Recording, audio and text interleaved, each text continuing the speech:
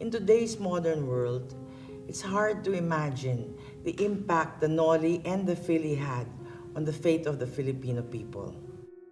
We have at hand one of the first editions of the Noli.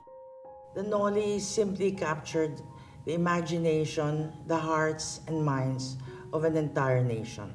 A nation that had been afraid to talk about the oppression, the hardships that they suffered under the Spanish colonizers. This first edition of the Noli is exceedingly rare because you can imagine of 2,000 copies originally printed.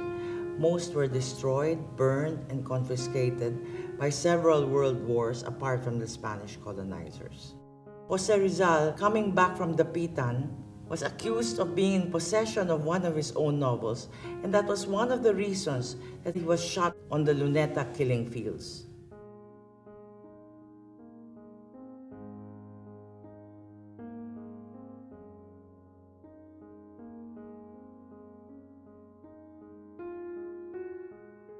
By the time the Noli and the Philly were published, Jose Rizal had become public enemy number one as far as the Spaniards were concerned. The Jesuits were habitually being accused of being disloyal to Mother Spain.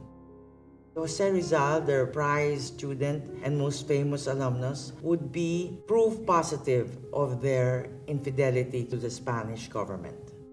It was entirely in their interest to convert Jose Rizal back to Catholicism and back to being a loyal servant of Spain.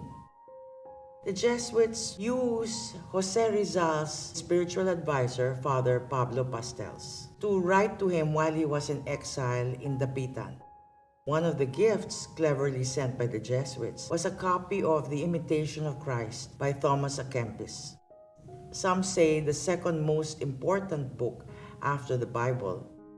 Thomas à Kempis was a medieval scholar, theologian, and intellectual who believed in the creation or the building of a rich, interior spiritual life. It was the perfect book to read while in exile in Dapitan.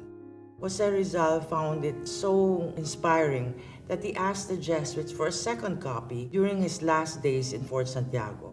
That second copy now resides in the Philippine National Museum. This copy is the book from Jose Rizal's personal library.